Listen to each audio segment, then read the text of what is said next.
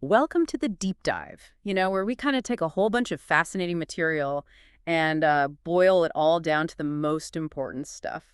So you can become like an instant expert. And today we are going on a wild ride into the future, like the really far future.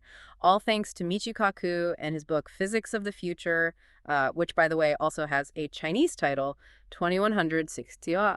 Yeah, and one of the things that might just blow your mind right off the bat is that this book got a ton of endorsements. And I mean, like a ton from some pretty big names in Taiwan. Oh, yeah. Oh, yeah. Like we're talking about culture icons, tech giants, academics, you name it. Wow, that's quite the lineup. So who are we talking about here? Okay, so from the culture scene, you've got the science fiction master Curry, right? Right. And who's like a super influential figure in the creative world. Then you jump over to the tech side, and boom, there's the tech from AppWorks, and even the internet pioneer himself. You do someone. But wait, there's more. Okay, I'm hooked. Keep going.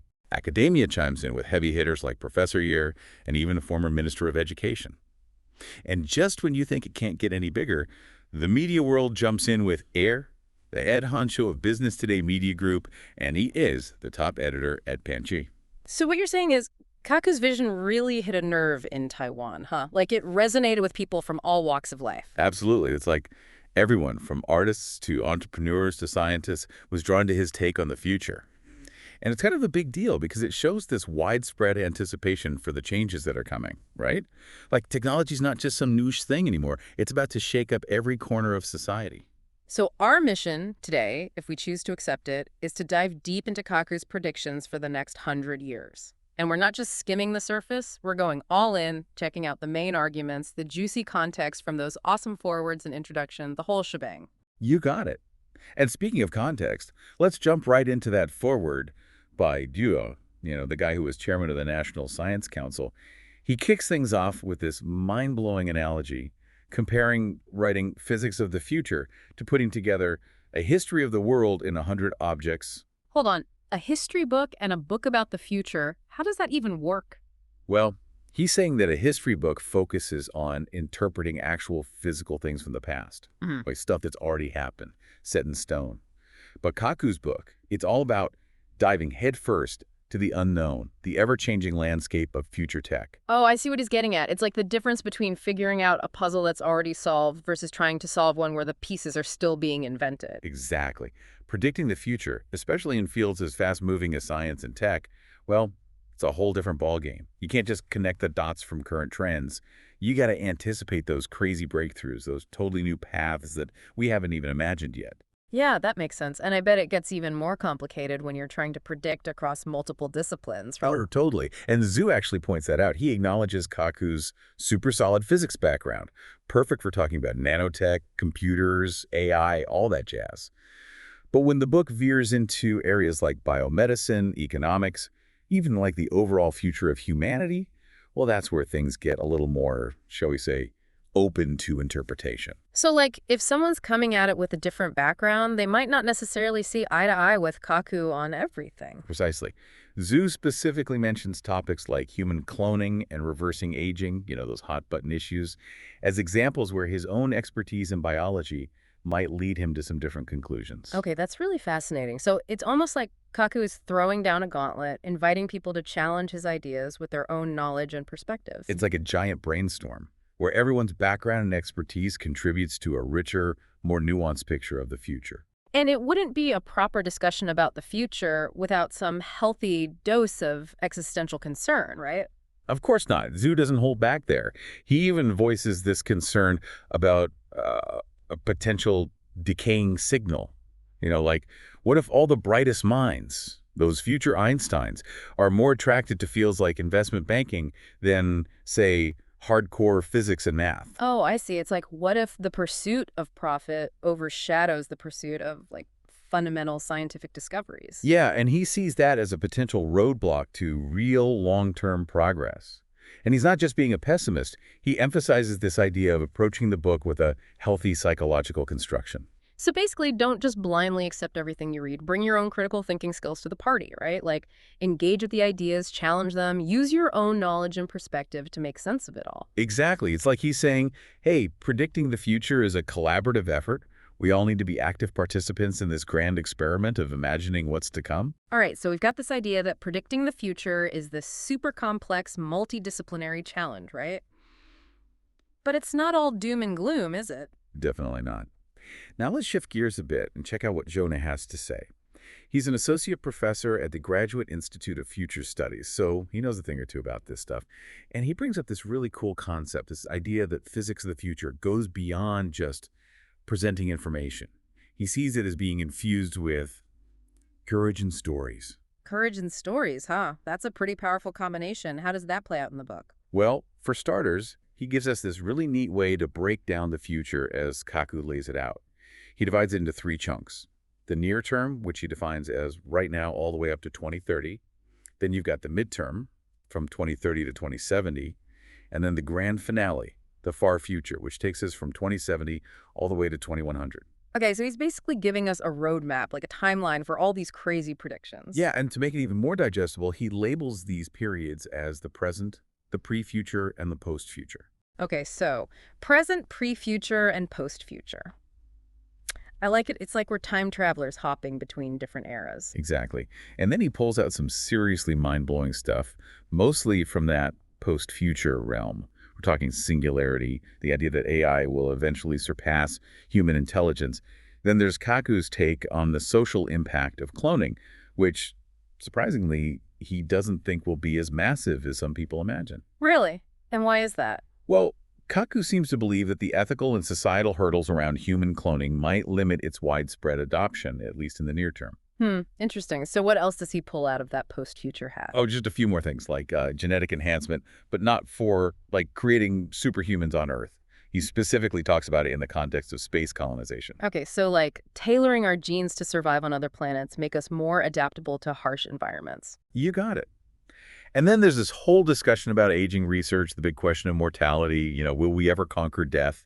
And then, boom, we get into self-assembling nanobots, the potential of space-based solar power, and this really interesting point about how colonizing the moon and Mars might not be so profitable, at least not right away. Wow, okay, that's a lot to digest. It's like we're peeking into a future where humanity's grappling with some truly massive questions, not just about technology, but about our place in the universe, the limits of our own biology. And like Kaku is saying, hey, buckle up, because the future is going to be a wild philosophical ride. Absolutely. And he also throws in some more, shall we say, down-to-earth predictions about the future of work, right? Yeah, he talks about how computers might disappear for a bit, then reappear in completely new and integrated forms, and how company hierarchies will probably flatten out, becoming less top-down and more collaborative.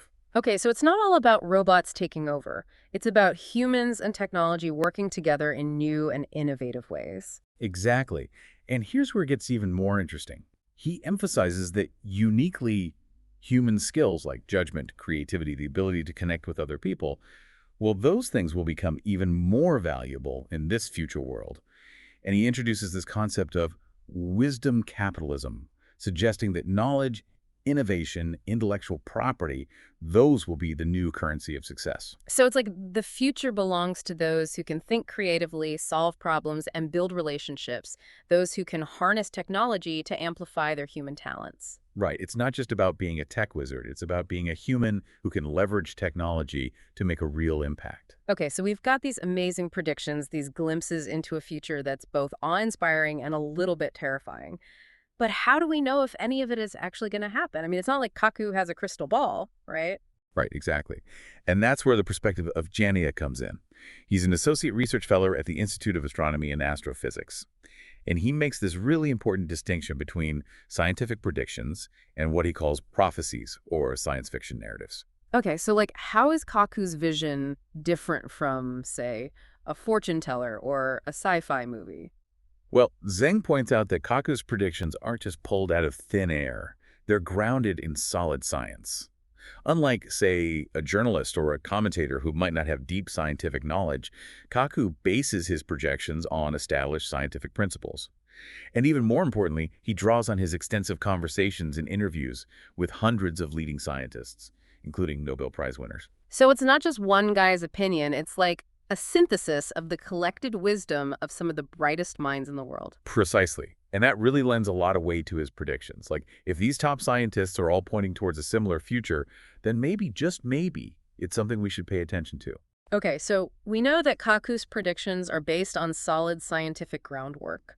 But what are the key drivers, the engines of change, that are going to shape this future? Wang identifies what Kaku calls the three major revolutions. These are the quantum revolution, the computer revolution, and the molecular biology revolution. So it's like these three forces, these powerful currents of scientific and technological advancement, are going to converge and create this wave of change that will sweep us all into the future. It's like a perfect storm of innovation. And to give you a sense of the scale, Zhang also highlights Kaku's prediction about humanity potentially becoming a Type I planetary civilization by 2100. Hold on, Type I planetary civilization, what does that even mean? It's from the Kardashev scale, a way to measure a civilization's technological level based on how much energy they can use from their environment. And reaching Type I means, like, harnessing all the energy available on our planet. Wow, so we're talking about a level of technological mastery that's almost unimaginable today. We'd be like gods, controlling the very forces of nature. It's mind-blowing, right? But Kaku's not just some detached observer. He's got a personal stake in this whole future-predicting business. He actually shares two key childhood experiences that shaped his fascination with the future. Okay, I'm all ears. What were these life-changing moments? Well, first off, there's his fascination with Einstein's lifelong quest for a theory of everything, that elusive formula that would unite all the forces of the universe. And then there's the classic sci-fi serial, Flash Gordon, with all its futuristic gadgets and adventures. Oh, Flash Gordon, that's a classic. So it's like these two seemingly unrelated things, a deep scientific concept and a fantastical adventure story kind of merged together in his mind. Exactly. The pursuit of a unified theory represented the ultimate intellectual frontier, like the pinnacle of scientific achievement. And Flash Gordon provided a glimpse into how those scientific discoveries could translate into real-world technologies into a future that felt both exciting and attainable. And, get this wasn't just some passive childhood fascination. Kaku actually built his own atom smasher in his mother's garage when he was a teenager. Wait, seriously, like a real working atom smasher? Yeah, a real one. That level of dedication and hands-on experimentation, even at such a young age, just goes to show how deep his passion for science and the future runs. That's pretty incredible. So it sounds like Kaku's mission with this book is to give us an insider's view of the future, one that's informed by his own deep understanding of science and his conversations with all those brilliant minds. Absolutely. And to make those predictions as solid as possible, he emphasizes the importance of understanding the fundamental laws of nature, like gravity, electromagnetism, the strong and weak nuclear forces, the building blocks of reality. Without a grasp of those basics, any predictions about the future would just be guesswork. So it's like trying to build a house without understanding the laws of physics. You might end up with a pretty unstable structure. Exactly. And speaking of fundamental laws, he highlights the absolutely crucial role of quantum theory. And this might surprise you because quantum mechanics is often seen as this really abstract, esoteric field, right? But in reality, it underpins a ton of modern technology. Oh, really? Like what? Well, think about transistors, lasers, our understanding of DNA, all of that stems from quantum theory. Okay. It's a perfect example of how these seemingly obscure scientific breakthroughs can lead to revolutionary technologies that we use every day. So quantum theory is like the secret sauce behind our modern world. You could say that. Now, Kaku is pretty confident in his predictions, and he gives us four main reasons why we should trust what he's saying about the world in 2100. Okay, lay it on me. I'm ready to be convinced. All right, so first off, as we've discussed, his predictions are firmly rooted in those conversations with top scientists, those who are at the forefront of research and development. Second, none of the tech he envisions breaks any known laws of physics. Third, he argues that our understanding of the fundamental laws of nature is pretty much complete.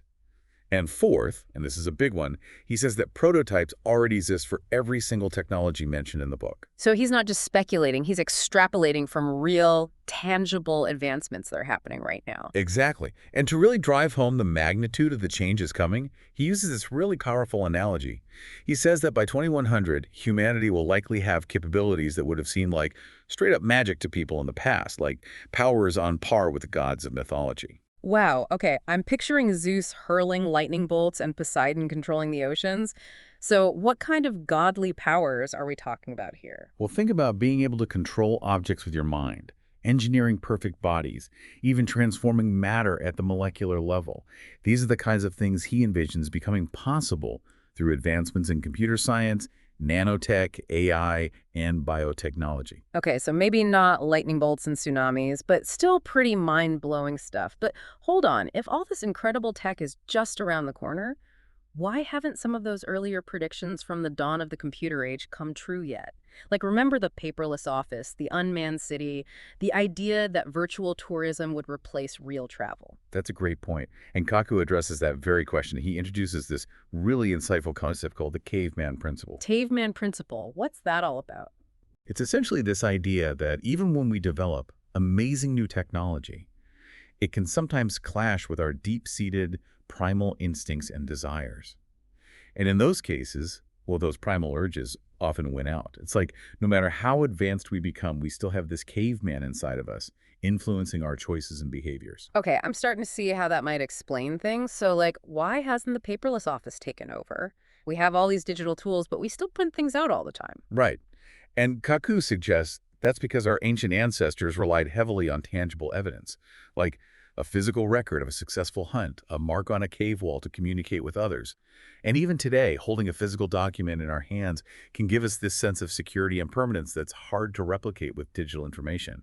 It's like deep down, we still crave that tangible connection to the world. Yeah, I can definitely relate to that. What about those predictions of unmanned cities and virtual tourism replacing real travel? Well, Kaku argues that those haven't quite panned out because of our deeply ingrained need for face-to-face social interaction. Our ancestors thrived in small, tight-knit groups, relying on nonverbal cues like body language and facial expressions to communicate and build trust. And even though we can connect with people online, it's just not the same as being physically present with them, experiencing that shared energy and emotional connection. Yeah, there's something about that in-person connection that just can't be replicated digitally. And what about virtual tourism? Why do we still crave those real-world travel experiences when we can explore exotic locations from the comfort of our homes? Well, Kanku believes that's because we have this innate desire to physically experience the world, to engage all of our senses, to feel the ground beneath our feet, the sun on our skin. Virtual reality can give us a glimpse, but it can't fully replicate the depth and richness of a real travel experience. So even with all the advancements in virtual reality, our inner caveman still yearns for those authentic in-person experiences. And what about the media landscape? Why haven't traditional forms of media completely vanished in the face of the internet? That's where the caveman principle really shines. Kaku explains that new media tends to coexist with, rather than completely replace, older forms. Like we still have live theater, concerts, printed books, alongside all those digital options. Yeah, it's like each medium offers something unique, something that appeals to different aspects of our caveman brains. Exactly. Our ancestors probably valued first-hand accounts and direct observations over second-hand information, which might explain why we still get so much out of live events and what we perceive as more authentic sources of information. So even in our hyper-connected digital world, those primal instincts and desires continue to shape our media consumption habits. Totally.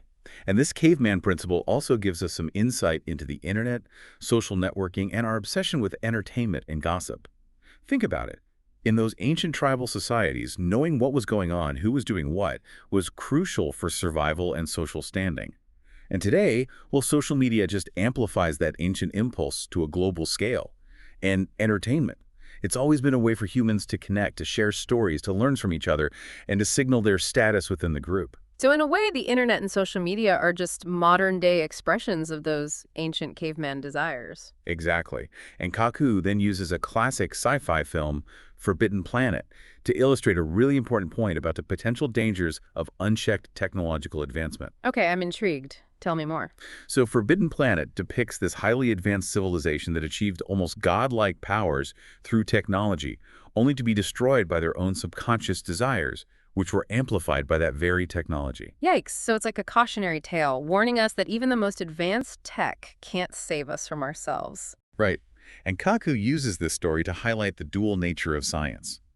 It's a powerful tool for solving problems, but it can also create new and unforeseen challenges. It's up to us to use it wisely. Okay, so let's shift gears a bit and look at some of the specific predictions Kaku makes for the near future, the period between now and 2030. He seems particularly excited about the concept of ubiquitous computing. Oh yeah, ubiquitous computing.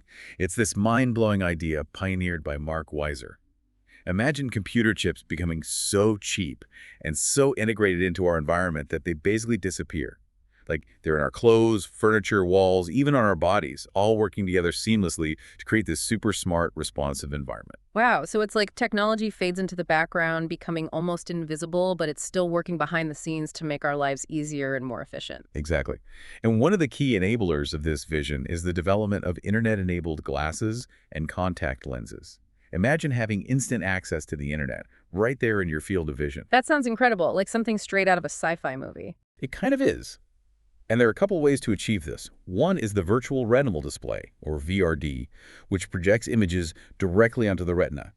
Kaku actually got to try out some early prototypes of networked glasses back in the 90s at the MIT Media Lab. Wow, that must have been an amazing experience. What was it like? He describes seeing a full-fledged computer screen floating in his vision all through what looked like regular glasses. And he mentions the U.S. Army's battlefield internet as an early example of how this technology could be used in real-world situations. Imagine soldiers having instant access to battlefield intel, maps, and communication, all displayed right in front of their eyes. That would be a game changer in military operations. So, glasses are cool, but what about contact lenses? Oh, those are even more futuristic. Kaku talks about the research being done by Babake Pavez at the University of Washington, and they're making some serious progress on internet-connected contact lenses. So these aren't just hypothetical gadgets, they're actual working prototypes. Yeah. And the potential applications are mind-blowing. Imagine using them to monitor your blood sugar if you have diabetes, watching movies, streaming music, browsing the internet, all without anyone knowing what you're doing. So it's like having a tiny computer and entertainment system built right into your eye. Exactly. And with the progress being made in facial and object recognition, these smart glasses and contacts could also change how we interact with people and learn. Imagine instantly knowing someone's name and background just by looking at them. It's like having a built-in social directory and encyclopedia. And in the realm of education, it could revolutionize how we access information and learn new skills. Absolutely. And Koku even talks about the possibility of recording and sharing our experiences in real time through these networked visual devices. Imagine being able to relive someone else's memories or adventures as if you were right there with them. That's a whole new level of immersion and connection. Right.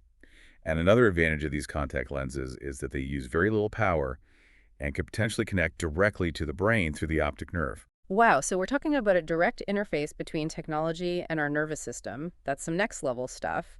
And then there are the advancements in microlasers, which sound like something straight out of a science fiction novel. They could create super sharp images directly on the retina, bypassing the need for traditional screens. And the best part is, they can potentially be manufactured using the same techniques used to make microchips, so they could be incredibly small, energy efficient, and high resolution. Okay, so we've got internet in our eyes, but how about getting around in the future? What does Kaku have to say about transportation? Well, he's pretty bullish on driverless cars. He talks about those DARPA grand challenges, those competitions for autonomous vehicles, and how they really point the technology forward. Yeah, I remember those. It's amazing how quickly those robotic cars went from barely navigating a desert to cruising through city streets. It is. And Kaku believes that driverless cars will be a huge game changer, making roads safer, reducing traffic, and giving us more free time during our commutes. And the technology behind it is already pretty advanced, right? Yeah, we're talking GPS, radar, LiDAR, powerful computer systems all working together to guide the car. And he actually shares a story about riding in one of those early driverless cars. I bet that was a wild experience, letting a computer take the wheel. It probably was. And he talks about how these driverless cars could eventually be managed by a central system that optimizes traffic flow across entire cities, potentially eliminating traffic jams altogether. Plus, they could prevent a ton of accidents caused by human error. Okay, so we've covered transportation, but what about our living spaces? How does Kaku envision our homes and offices changing in the future? Get ready for this. He talks about screens being everywhere, embedded in our walls, thanks to technologies like OLED. OLED, like the stuff in our smartphones and TVs. Yeah, except imagine those screens being as cheap and replaceable as wallpaper. We could transform entire walls into dynamic displays with a touch of a button. And he even mentions transparent computer screens that can be integrated into Windows. So it's like blurring the lines between the physical and digital worlds. And what about computers themselves? Will we still be hunched over desktops in the future? Kaku actually thinks desktop computers might disappear altogether, replaced by these ubiquitous computing devices and flexible displays that we can carry around. So it's like information follows us wherever we go, seamlessly integrated into our environment. And speaking of blurring the lines, what does Kaku have to say about virtual worlds? Well, he contrasts ubiquitous computing, where tech blends into our physical world, with virtual worlds, which immerse us in entirely computer-generated environments. He mentions Second Life as an early example, although it was pretty limited compared to what he envisions for the future. Yeah, Second Life was kind of like a proto-metaverse. So what does Kaku see as the next step for virtual worlds? He talks about advancements in haptic technology, which is all about simulating the sense of touch in virtual environments. So like being able to feel virtual objects as if they were real. Yeah. And he highlights applications like training surgeons on virtual patients with realistic tactile feedback. And eventually, he sees us creating holodeck-like environments where we can fully immerse ourselves and interact with virtual objects as if they had real physical properties. Wow, so it's like stepping into those sci-fi movies where you can literally touch and feel the virtual world. It's pretty mind-blowing, right? And he even shares his own experiences with KD systems and omnidirectional treadmills, those early attempts to create immersive virtual reality. Okay, so we've covered transportation, living spaces, virtual worlds, but what about healthcare? How does Kaku see technology revolutionizing the way we approach health and wellness? Get ready for some major changes. He predicts the rise of AI doctors that we can consult through wall screens for routine checkups and basic medical advice. He talks about miniaturized MRI scanners, maybe even as small as a cell phone, and DNA chips that can detect a wide range of diseases super early on. Wow, that's a huge leap forward in preventive and personalized medicine. And what about treatment? Does he envision any radical changes there? Oh yeah, he talks about smart pills with tiny cameras for internal diagnostics and sensors embedded in everyday objects like toilets, mirrors, even clothes for continuous health monitoring. Imagine your clothes automatically calling for help if you have a medical emergency. It's like having a personal medical team on call 24/7, constantly monitoring your well-being. And with all this technology seamlessly integrated into our environment, it's almost like the line between reality and a futuristic fairy tale starts to blur. Yeah, it's pretty incredible to think about. And while we've only scratched the surface of Kaku's near-future predictions, the book goes even further, exploring the mid-century from 2030 to 2070. And he raises some really interesting questions about what happens if Moore's law, that idea of exponential growth in computing power, starts to slow down. Hmm. That would definitely have some major economic and technological implications. It's almost like we've been riding this wave of technological progress, and Kaku is hinting that we might be approaching the shore. So, as we wrap up this deep dive into Kaku's vision of the future, here's a final thought for you to ponder. What aspect of this future do you find most exciting, and what, if anything, worries you? Think about how these technological changes might intersect with our human needs and desires, the things that make us who we are. And remember, this is just a glimpse into the vast world of possibilities that Kaku explores in Physics of the Future. There's so much more to discover about the future of AI, medicine, nanotech, energy, space travel, and even the nature of wealth in civilization. So, if you're intrigued by what we've discussed today, definitely check out the full book and continue this journey into the future.